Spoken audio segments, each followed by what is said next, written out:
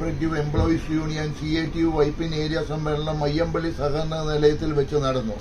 രാവിലെ 9-ന് രജിസ്ട്രേഷനും പതാക ഉയർത്തലും തുടർന്ന് നടന്ന പ്രതിനിധി സമ്മേളനത്തിൽ KCEU Vypin area president KD Biju അധ്യക്ഷത വഹിച്ചു. ചടങ്ങിൽ KCEU വൈപ്പിൻ ഏരിയ കമ്മിറ്റി അംഗം സഖാവ് MP ശ്യാംകുമാർ സ്വാഗതം പറഞ്ഞു.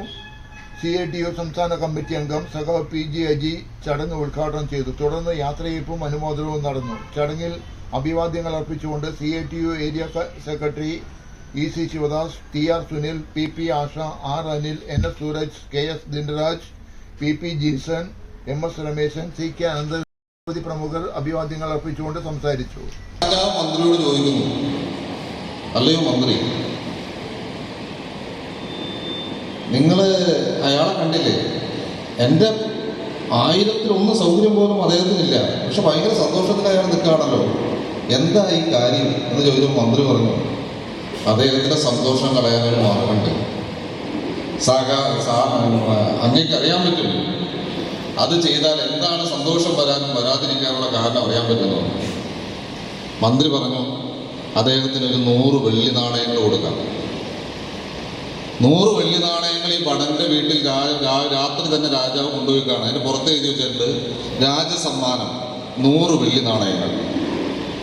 പക്ഷെ അതിന് 99 വെള്ളി നാണയമേ ഉള്ളൂ.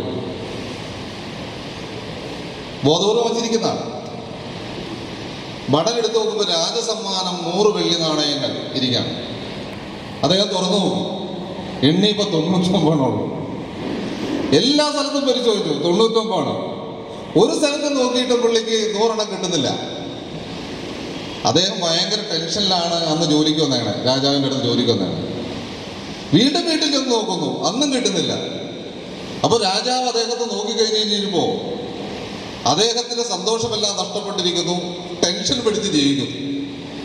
കിട്ടിയ 99 അല്ല, നഷ്ടപ്പെട്ട ഒന്നിനെ ഓർത്തുള്ള ആലോചനകളാണ് നമ്മെ സംബന്ധിച്ചിടത്തോളം ടെൻഷൻ ഉണ്ടാക്കാനുള്ള പ്രധാനപ്പെട്ട കാരണം. നിങ്ങളെ സംബന്ധിച്ചിടത്തോളം നിങ്ങളുടെ ആശങ്ക, നമ്മുടെ കമ്പനികളിലെയും അതുപോലെ സൊസൈറ്റികളിലെ ആളുകളുടെയൊക്കെ ഒരു ആശങ്ക എന്താണ്? പ്രധാനപ്പെട്ട ആശങ്ക കിട്ടാനുള്ളതിനെ സംബന്ധിച്ചിട്ടുള്ള പ്രതീക്ഷകളും കിട്ടാത്തതിൻ്റെ നെടുവീർപ്പുകളും പ്രശ്നങ്ങളുമായിരിക്കും നമുക്ക് ഏറ്റവും കൂടുതൽ പ്രശ്നങ്ങൾ. കിട്ടിയ 99-നെ കുറിച്ചുള്ള ചിന്തകളില്ല. അതുകൊണ്ട് ട്രേഡ് യൂണിയൻ പ്രവർത്തനങ്ങളിലെ ഏറ്റവും പ്രധാനപ്പെട്ട പ്രശ്നം എന്താണെന്ന് വെച്ചാൽ, കിട്ടിയത് അംഗീകരിച്ചുകൊണ്ടും കിട്ടാനുള്ളതിന് വേണ്ടിയുള്ള പോരാട്ടം നടത്തുകയും ചെയ്യുമ്പോൾ കിട്ടിയതിനെ മറക്കാതിരിക്കുക എന്നുള്ളത് ഒരു പ്രധാനപ്പെട്ട കാര്യമായി ട്രേഡ് യൂണിയൻ പ്രവർത്തനം നമ്മൾ കാണാം. കിട്ടിയിരിക്കുന്നത് എന്തുകൊണ്ടാണ് എന്നുള്ളതിനെ സംബന്ധിച്ചുകൊണ്ടുള്ള കൃത്യമായ ബോധ്യം നമുക്കുണ്ടാവും. ഏറ്റവും സുസംഘടിതമായി കേരള കോഓപ്പറേറ്റീവ് എംപ്ലോയീസ് യൂണിയൻ സംസ്ഥാനത്ത് പ്രവർത്തിക്കുമ്പോഴും യൂണിറ്റ് തലത്തിലും ഏരിയ തലത്തിലും അതിൻ്റെ പ്രവർത്തനം ആ രീതിയിൽ വരുന്നുണ്ടോ എന്നുള്ള പരിശോധനയായിരിക്കും നിങ്ങൾ ഈ റിപ്പോർട്ടിൻ്റെ അടിസ്ഥാനത്തിൽ ഇവിടെ നടത്തുക. അതുകൊണ്ട് റിപ്പോർട്ടിൽ പറഞ്ഞിരിക്കുന്ന കാര്യങ്ങളെ സംബന്ധിച്ചൊന്നും ഞാൻ ചർച്ചകളിലേക്കോ എൻ്റെ സംസാരം പോകാനോ ഉദ്ദേശിക്കുന്നില്ല. ഇപ്പം ഇന്നലെ 9-ാം തീയതി ദേശീയ പണിമുടക്ക് കഴിഞ്ഞു. സ്വാഗത പ്രാസംഗികൻ പറഞ്ഞു, ഇപ്പം നമുക്കൊരു പേരുണ്ട്, നമുക്കൊക്കെ നിങ്ങൾക്കൊക്കെ ഒരു പേരുണ്ട്, സമരത്തിൽ പങ്കെടുത്തവർക്ക് നമ്മുടെ ചാനലുകാർ ഒരു പേരിട്ടുണ്ട്. എന്താ പേരെന്നറിയോ? പണിമുടക്കിൻ്റെ അന്ന് TV കണ്ടവർക്കും ഒക്കെ അറിയാം, നമുക്കൊരു പേരിട്ടുണ്ട്. നിങ്ങൾ ശ്രദ്ധിച്ചോ? എല്ലാ ചാനലുകളും ഒരുപോലെ പറഞ്ഞൊരു പേരുണ്ട്. TV കണ്ടോ? 9-ാം തീയതി വാർത്ത കേട്ടോ? നിങ്ങളെക്കുറിച്ച് അവർ പറഞ്ഞ എന്ത് പറഞ്ഞ് വിളിച്ചെന്ന് നിങ്ങൾ ശ്രദ്ധിച്ചോ? സമരാനുകൂലികൾ വണ്ടി തടഞ്ഞു, സമരാനുകൂലികൾ റോഡ് ഉപരോധിച്ചു, സമരാനുകൂലികൾ KSRTCക്ക് കല്ലെറിഞ്ഞു, സമരാനുകൂലികൾ ആകെ പ്രശ്നമുണ്ടാക്കി എന്നല്ലേ മാതൃഭൂമിയും ഏഷ്യാനെറ്റും മീഡിയ വണ്ണും മനോരമയും വാർത്തയെ കൊടുത്തത്? ആണോ? അങ്ങനെയാണോ? നിങ്ങൾ വളരെ നിർജീവമായിട്ടിരിക്കുകയാണ്. അങ്ങനെയാണോ? നിങ്ങൾ TV കണ്ടോ? പത്രം വായിച്ചോ? എന്താണ് പണിമുടക്കിനെ കുറിച്ച് വന്ന വാർത്ത? സമരാനുകൂലികൾ വഴി തടഞ്ഞു, സമരാനുകൂലികളെല്ലാം തടഞ്ഞു, ജനങ്ങളുടെ ജീവിതം സ്തംഭിപ്പിച്ചു. മനോരമ പത്രം പണിമുടക്കിന്റെ പിറ്റേ ദിവസം മുഖപ്രസംഗം എഴുതിയിട്ടുണ്ട്. ആ മുഖപ്രസംഗത്തിൽ നിങ്ങൾ ആരെങ്കിലും ശ്രദ്ധിച്ചാൽ അറിയാം, അതിൽ മനോരമ ആശങ്കപ്പെടുന്നത് ജൂലൈ 9 നടന്ന പണിമുടക്കിന്റെ ഭാഗമായി ദിവസക്കൂലിക്കാർക്ക് പണിക്ക് പോകാൻ പറ്റാത്തത് കൊണ്ട് അവരുടെ കുടുംബത്തിലുണ്ടാകുന്ന ബുദ്ധിമുട്ടൊന്നും ഈ ട്രേഡ് യൂണിയനുകൾക്ക് മനസ്സിലാവുന്നില്ലേ എന്നാണ് മനോരമയുടെ ആശങ്ക. സഹ വായിച്ചിരുന്നോ മനോരമയുടെ മുഖപ്രസംഗം? മനോരമ എന്നിട്ട് പണിമുടക്കിന് ഒരു പുതിയ പണിമുടക്ക് മാർഗം പറഞ്ഞു തന്നുണ്ട്. എന്താണെന്നറിയോ മനോരമ ഇന്നലെ മുഖപ്രസംഗത്തിൽ പറഞ്ഞു തന്ന മാർഗം? നിങ്ങൾ കഴുത്തിൽ ഒരു ബോർഡ് കെട്ടണം, ഞങ്ങൾ ഈ നയങ്ങൾക്കെല്ലാം എതിരെ പ്രതിഷേധിക്കുന്നു. എന്നിട്ട് 8 മണിക്കൂർ ജോലി ചെയ്യുന്ന നിങ്ങൾ 16 മണിക്കൂർ ജോലി ചെയ്ത് പ്രതിഷേധിക്കണം എന്നാണ് മനോരമ പറയുന്നത്. നിങ്ങൾ കഴുത്തിൽ ബോർഡ് കെട്ടണം, ബോർഡ് കെട്ടിയിട്ട് ആ ബോർഡിൽ നിങ്ങൾ എഴുതി വെക്കണം, ഞങ്ങൾ ഈ നയങ്ങളിൽ പ്രതിഷേധിക്കുന്നു. അങ്ങനെ നയങ്ങൾ പ്രതിഷേധിക്കുന്ന ഞങ്ങൾ 8 മണിക്കൂറിന് പകരം 16 മണിക്കൂർ തൊഴിലെടുത്ത് പ്രതിഷേധിക്കുന്നു. അങ്ങനെയുള്ള സമരരൂപങ്ങളൊക്കെ നിങ്ങൾ നടത്തണം എന്നാണ് മനോരമ പറയുന്നത്. 2025 മാർച്ച് മാസം 18 ഡൽഹിയിൽ വിവിധ ട്രേഡ് യൂണിയൻ പ്രസ്ഥാനങ്ങൾ ഒരുമിച്ച് ചേർന്ന് ഒരു പണിമുടക്ക് നടത്താൻ തീരുമാനിച്ചു. മെയ് 20 പണിമുടക്ക് നടത്താൻ പറ്റാത്തൊരു കാലാവസ്ഥ രാജ്യത്ത് രൂപപ്പെട്ടു. അതുകൊണ്ട് മെയ് 20 പണിമുടക്ക് നടന്നില്ല. പണിമുടക്ക് ജൂലൈ 9 മാറ്റി ജൂലൈ 9 നടന്നു.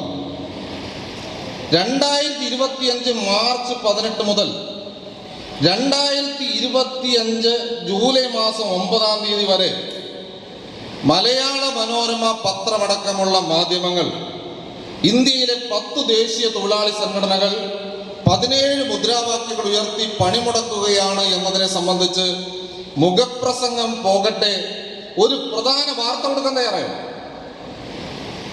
ഈ പണിമുടക്ക് നടക്കില്ലായിരുന്നു. എങ്ങനെയായിരുന്നെങ്കിൽ ഇന്ത്യയിലെ എല്ലാ വർത്തമാന പത്രങ്ങളും മാധ്യമങ്ങളും ഇന്ത്യയിലെ തൊഴിലാളി വർഗം വലിയൊരു പണിമുടക്കിലേക്ക് പോവുകയാണെന്നുള്ള സജീവമായ വാർത്ത കൊടുക്കുകയും അത് വലിയ ചർച്ചയാക്കുകയും അതൊരു ജനരോഷമായി രൂപപ്പെടുകയും ചെയ്യുന്ന ഒരു അന്തരീക്ഷം ജൂലൈ 9 മുമ്പായി വന്നിരുന്നുവെങ്കിൽ ഇന്ത്യയിലെ തൊഴിലാളി വർഗത്തിന് ഒരു പണിമുടക്ക് പോകാതെ തന്നെ ഇന്ത്യ ഗവൺമെന്റ് ചർച്ചയ്ക്ക് തയ്യാറാകുമായിരുന്നു. എന്തുകൊണ്ട് മാധ്യമങ്ങൾ സൈലന്റ് ആയിട്ടിരിക്കുന്നു? നിങ്ങൾ പണിമുടക്കിയില്ലായിരുന്നുവെങ്കിൽ മനോരമ മുഖപ്രസംഗം എഴുതോ? നിങ്ങൾ ബോർഡ് ഇങ്ങനെ നെഞ്ചത്ത് തൂക്കി വെച്ചിട്ട് ഞങ്ങൾ പ്രതിഷേധിക്കുന്നു എന്ന് എഴുതിയാൽ ആരെങ്കിലും അത് വാർത്തയാക്കൂ? ആരെങ്കിലും പത്രത്തിൽ കൊടുക്കൂ? എന്തിനാ തൊഴിലാളികൾ ഇത് പണിമുടക്കുന്നത്? തൊഴിലാളികളുടെ ജീവിത പ്രശ്നം ഏറ്റവും ഗൗരവമായി ഉയർത്തിക്കൊണ്ടുവരാനാണ്.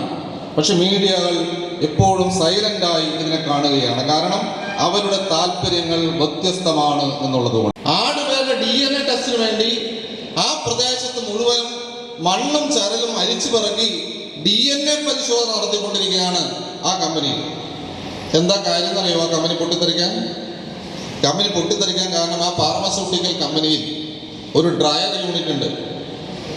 ആ ഡ്രയർ യൂണിറ്റിൽ 200 ഡിഗ്രി സെൽഷ്യസ് വരെ ടെമ്പറേച്ചർ പാടുള്ളൂ. 200 ഡിഗ്രി സെൽഷ്യസ് എന്ന് പറഞ്ഞിട്ടുണ്ടെങ്കിൽ 100 ഡിഗ്രി സെൽഷ്യസിലാണ് വെള്ളം തിളയ്ക്കുന്നത് അറിയാലോ. 100 ഡിഗ്രി സെൽഷ്യസിന്റെ ഇരട്ടി 200 ഡിഗ്രി സെൽഷ്യസ് മാത്രമാണ് ആ ഡ്രയർ യൂണിറ്റിൽ പാടുള്ളൂ. 200 ഡിഗ്രി സെൽഷ്യസിൽ കൂടിയാൽ അത് കൺട്രോൾ ചെയ്യാൻ ആവശ്യമായ ഒരുപാട് മെഷേഴ്സ് ഉണ്ട്, സേഫ്റ്റി മെഷേഴ്സ്. അത് പ്രവർത്തിക്കുമ്പോൾ മാത്രമാണ് ആ കമ്പനി പ്രവർത്തിക്കാൻ പാടുള്ളൂ. പക്ഷെ ഒരുപാട് നാളായി ഈ സേഫ്റ്റി സംവിധാനം പ്രവർത്തിക്കാതെ തന്നെ കമ്പനി പ്രവർത്തിച്ചുകൊണ്ടിരിക്കുകയാണ്. ടെമ്പറേച്ചർ 200 കൂടി 300 375 ആയപ്പോഴാണ് പൊട്ടിത്തെറിച്ചത്. നോക്കാൻ ആളില്ല, പരിശോധിക്കാൻ ആളില്ല, ഒരു ഫാക്ടറി ഇൻസ്പെക്ടറും പരിശോധിക്കില്ല. ഏത് സ്വകാര്യ കമ്പനിക്കും ഇഷ്ടം പോലെ പ്രവർത്തിക്കാം. പ്രവർത്തിക്കുമ്പോൾ മനുഷ്യജീവന് വിലയില്ലാതാകുന്നു. ഇതാണ് പ്രശ്നം. അങ്ങനെ വിലയില്ലാതാകുമ്പോൾ പിടഞ്ഞു വീണ് മരിക്കുന്ന മനുഷ്യന്റെ കണക്കെടുത്താൽ 41 പേരിൽ ഒരാൾ പോലും അവിടുത്തെ മാനേജ്മെന്റ് സ്റ്റാഫില്ല. CNMD ഇല്ല, ജനറൽ മാനേജർ ഇല്ല, HR മാനേജർ ഇല്ല, അങ്ങനെ മാനേജ്മെന്റ് ആരുമില്ല. ആരാണ് പിടഞ്ഞു വീണ് മരിക്കുന്നത്?